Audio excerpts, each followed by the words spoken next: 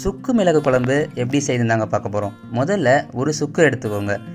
சுக்குனா ஒன்றும் இல்லைங்க, காஞ்ச இஞ்சியை தான் நம்ம சுக்குன்னு சொல்கிறோம்.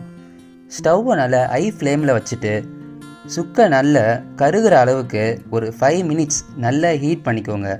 அதாவது நல்லா கருகி வர அளவுக்கு நல்லா ஹீட் பண்ணிக்கோங்க.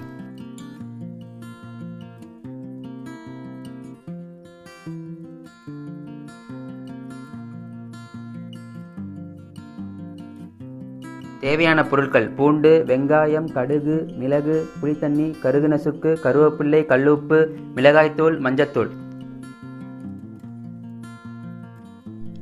இதுக்கப்புறம் கருகின சுக்கை எடுத்து ஒரு சில்வர் கிண்ணத்தில் தேவையான அளவுக்கு தண்ணி எடுத்து பிளாக் ஸ்பாட்ஸ் போகிற அளவுக்கு க்ளீன் பண்ணிக்கோங்க.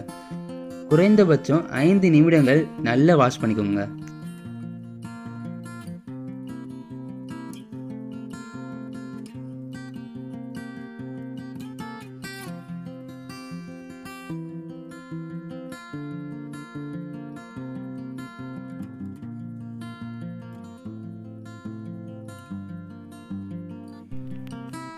இப்போ அடுத்து நம்ம என்ன பண்ண போகிறோம்னா, க்ளீன் பண்ணி வச்ச சுக்கை உரலில் போட்டு நல்லா இடித்து வச்சுருங்க.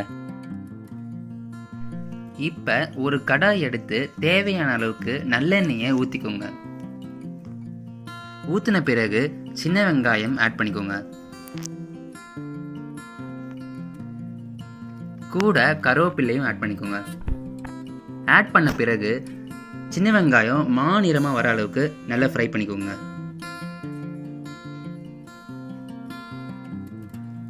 ஃப்ரை பண்ண பிறகு பூண்டையும் உள்ளே ஆட் பண்ணிக்கோங்க.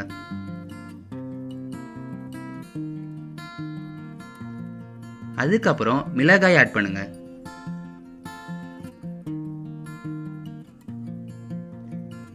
சுக்கையும் கூட சேர்த்து ஆட் பண்ணிக்கோங்க.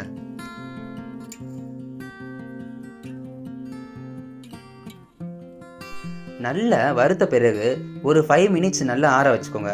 ஆற வச்ச பிறகு மிக்ஸி பவுலில் போட்டுக்கோங்க. போட்டு வச்ச பிறகு மிக்சியில் போட்டு நல்ல மையாக அரைச்சிக்கோங்க. இப்போ கரைச்சி வச்ச புளி தண்ணியில் தேவையான அளவுக்கு கல்லுப்பு, மஞ்சத்தூள், மிளகாய்த்தூள் போட்டு நல்லா மிக்ஸ் பண்ணிக்கோங்க.